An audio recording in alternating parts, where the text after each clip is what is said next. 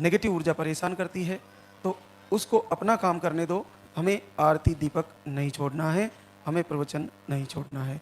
Negative ऊर्जा को सबसे बड़ी परेशानी है कि वो नेगेटिव कार्य करती है, नेगेटिव ही उसका कार्य है। जब हम प्रकाश करेंगे तो वो अंधेरा करेगी, दीपक जलेगा तो वो बुझाएगी। जब हम ब्रह्म मुहूर्त में उठेंगे तो वो 8 बजे तक सुलाएगी निंद्रा के रूप में। जब हम शांत रहना चाहेंगे तो वो गुस्सा दिलाने आ जाएगी।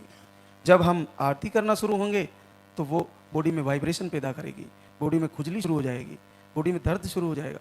वो आपको किसी भी रूप में परेशान कर सकती है। आपके हस्बैंड भी आपसे झगड़ा कर सकते हैं रोज़ रोज़ आरती करने से। क्या होता है, आपकी सासू माँ कुछ कह सकती है, दूसरे लोग कुछ ताना मार सकते हैं, रास्ते में मिल गया वो कुछ भी कह सकता है। यहाँ तक कि नेगेटिव ऊर्जा इस गेट से बाहर भी आपको मिल सकती है भी रूप में कि यहाँ क्या लेने आए हो, यहाँ तुम्हारा रिजल्ट नहीं आने वाला। झूठ कुछ भी बोल सकती है।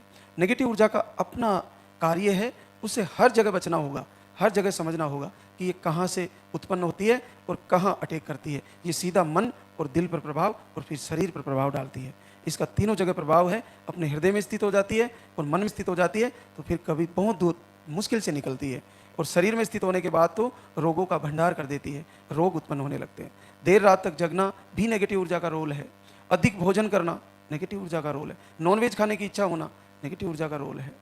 पूरे दिन पड़े रहना, कुछ भी काम नहीं करना, एक नेगेटिव ऊर्जा का रोल है।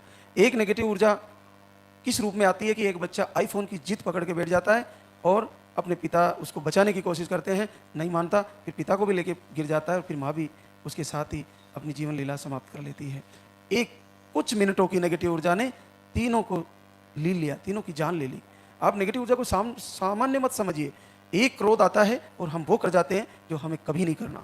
एक काम वासना जगती है, हम वो कर जाते हैं जो हमारे लिए बिल्कुल पाप है, हम वो कर जाते हैं। एक लोभ आता है, जिंदगी में हमने कभी किसी के लालच नहीं किया लेकिन वो करवा देता है, लोभ लालच आता है और हमारे जीवन में जो हमने सोचा नहीं वो हो जाता है।